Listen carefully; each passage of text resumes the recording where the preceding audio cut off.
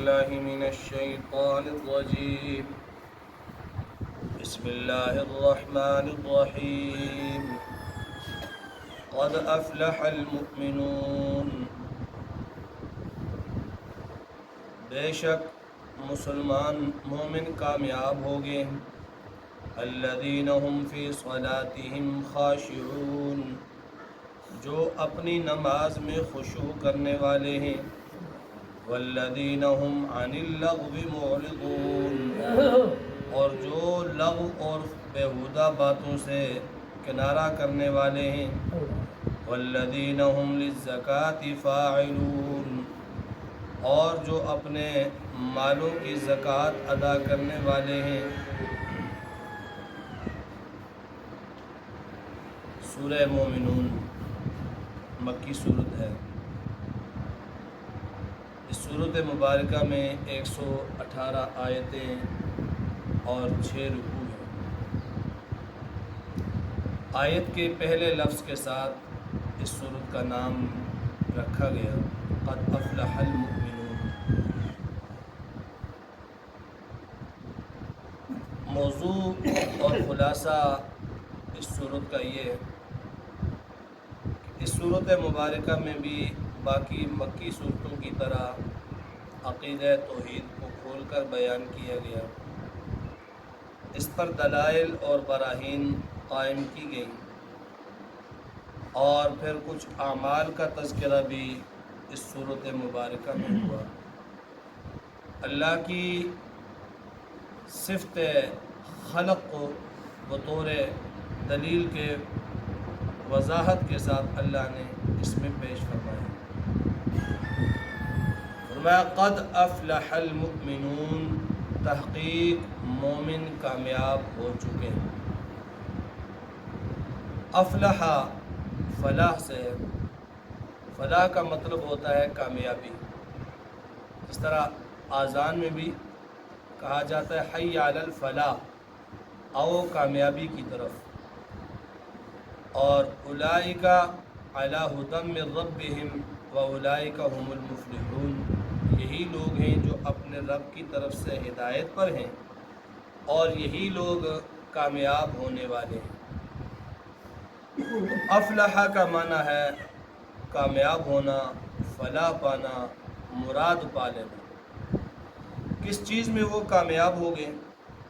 تو یہ اسی مضمون کی آخری آیات میں اللہ تعالیٰ نے بیان کر دیا کہ اولئک هم الوارثون الذین یرثون الفردوس هم فیہا خالدون، کہ یہ جنت الفردوس کے مالک ہوں گے. اور سب سے بڑی فلاح اور سب سے بڑی کامیابی یہ ہے کہ انسان دنیا کی زندگی گزار کر موت کے بعد جنت میں داخل ہو جائے. اور دوسرے مقام پہ اللہ فرماتے ہیں فمن زحزح عن النار وادخل الجنۃ فقد فاز، جو جہنم کی آگ سے بچا لیا گیا اور جنت میں داخل کر دیا گیا، فقد فاز، وہ کامیاب ہے، وہ فلاح پانے والا ہے. تو فرمایا قد افلح المؤمنون، ایمان والے فلاح پا چکے. یقینی بات اللہ نے کی.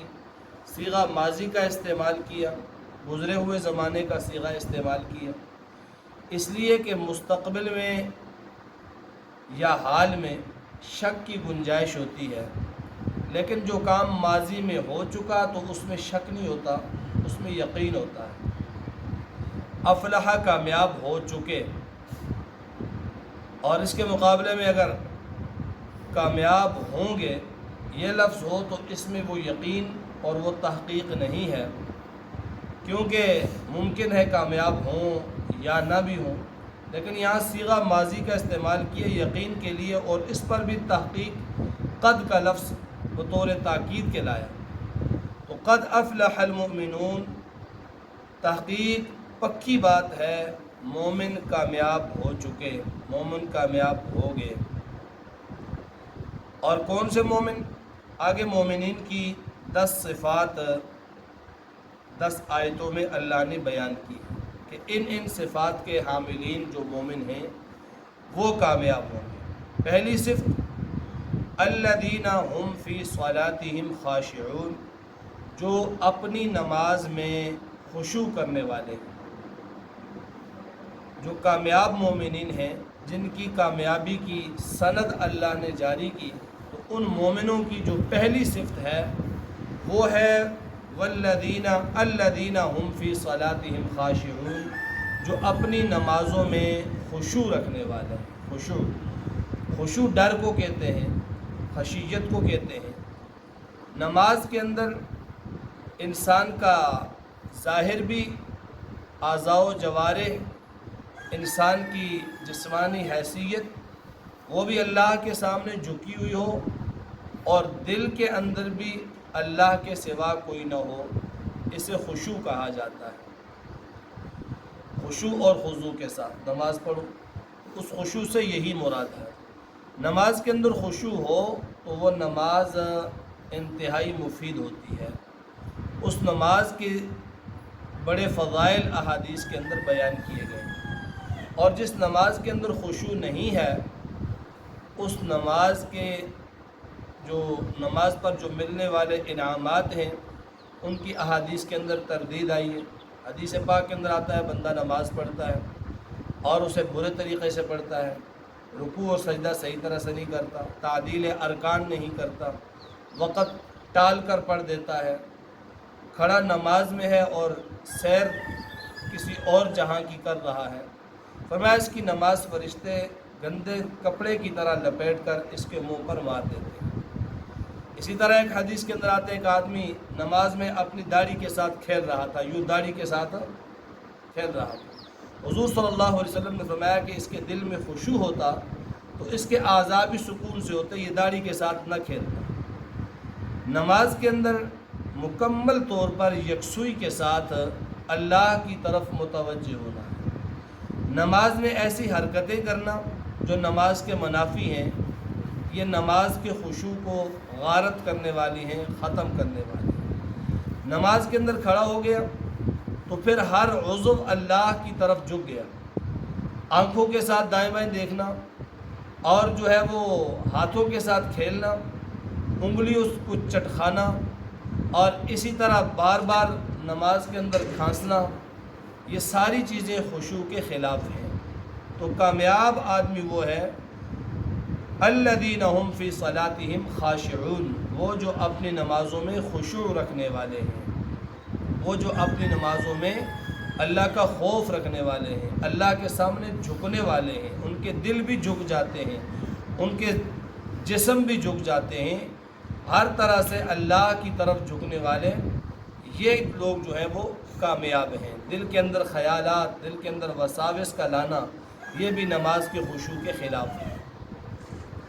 اب نماز کے خشوع میں دل کے اندر خیالات اگر خود بخود آ جاتے ہیں تو حکم یہ ہے کہ ان خیالات کو دور کرو، ان خیالات کو چھوڑ دو۔ غیر اختیاری طور پر آنے والے جو خیالات ہیں ان پر تو کوئی گرفت نہیں ہے، البتہ جو ہے وہ خیالات وساوس نماز میں لانا اور اسی میں لگ جانا، یہ خلاف ہے نماز کے خشوع کے۔ فرمایا پہلی صفت الذین هم فی صلاتہم خاشعون، وہ لوگ جو اپنی نمازوں میں خشوع اختیار کرنے والے ہیں، خشوع رکھنے والے ہیں۔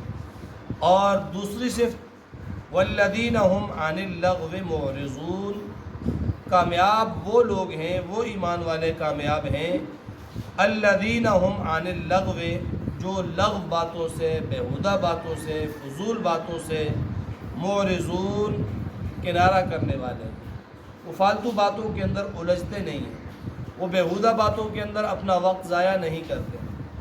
اور قرآن پاک کے اندر ایک دوسرے مقام پہ بھی اللہ تعالیٰ نے اپنے بندوں کی صفات بیان کی ہیں۔ وعباد الرحمن الذین یمشون علی الارض ہونا واذا خاطبهم الجاہلون قالوا سلاما واذا مروا باللغو مروا کراما، کہ جب والذین هم عن اللغو معرضون، جب لوگوں کے پاس سے گزرتے ہیں تو بڑے وقار کے ساتھ گزرتے ہیں، بیہودہ گوئی کے اندر وہ مشغول اور مصروف نہیں ہوتے، لوگوں کے ساتھ جو ہے وہ فالتو میں اپنا وقت ضائع نہیں کرتے۔ تو یہ ایمان والوں کی صفت ہے، لغو سے کنارہ کرنا، بیہودہ بات سے کنارہ کرنا، غلط محفل سے بچنا، غلط لوگوں سے بچنا، غلط جگہ پر کھڑے ہونے سے بچنا، یہ ایمان والوں کی صفتیں ہیں کہ والذین هم عن اللغو معرضون، جو لغو باتوں سے کنارہ کرنے والے ہیں۔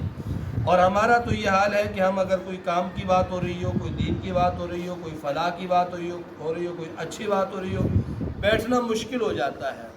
لیکن جہاں پر بیہودہ محفل جاری ہو، گپ شپ کا ماحول ہو، اور جو ہے وہ اس طرح کی کوئی بات ہو، تو وہاں پر گھنٹوں بھی اگر بیٹھے رہیں تو وقت کا پتہ ہی نہیں چلتا، بیٹھے رہتے ہیں۔ ایمان والوں کی صفت یہ نہیں ہے، وہ اس طرح کی غلط محفلوں میں نہیں جاتے، غلط باتوں کے اندر وہ نہیں لگتے۔ جہاں کہیں کوئی لغو اور بیہودہ بات ہے وہاں سے کنارہ کر لیتے ہیں۔ اور اگلی صفت والذین هم للزکاۃ فاعلون، ایمان والے وہ ہیں جو زکوٰۃ ادا کرنے والے ہیں، زکوٰۃ ادا کرنے والے۔ یہاں زکوٰۃ سے مراد دو ہے۔ زکوٰۃ کا لغوی معنی ہوتا ہے پاک کرنا، مال میں سے جو حصہ نکالا جاتا ہے اللہ کے نام پر، اسے بھی زکوٰۃ اس لیے کہا جاتا ہے کہ بقیہ مال پاک ہو جاتا ہے۔ تو یہاں ایک تو وہ فریضہ زکوٰۃ مراد ہے کہ مالوں کے اندر سے وہ زکوٰۃ ادا کرتے ہیں، یہ تو واضح ہے۔ اور دوسرا یہاں مفسرین نے لکھا ہے والذین هم للزکاۃ فاعلون، اور جو اپنے اعمال اور اخلاق کو پاک کرتے ہیں، اعمال اور اخلاق کو پاک کرتے ہیں۔ زکوٰۃ سے مراد لغوی معنی اگر لیں تزکیہ اور پاکی، تو وہ جو اپنے اعمال اور اخلاق کو پاک کرتے ہیں، جن کے اعمال کے اندر بھی خباثت نہیں ہے، جن کے اخلاق کے اندر بھی خباثت نہیں ہے، جو اعمال بھی ایسے پاک اور صاف کرتے ہیں اور اخلاق بھی جن کے صاف اور پاک ہیں، وہ ہیں ایمان والے۔ اگر اعمال و اخلاق پاک نہیں ہیں، اعمال کے اندر غلطی ہے، اخلاق کے اندر جو ہے وہ درستگی ہے اور بد اخلاقی ہے، تو وہ ایمان والے نہیں ہیں۔ تو فرمایا کامیاب ہو گئے وہ لوگ جو ایمان والے ہیں۔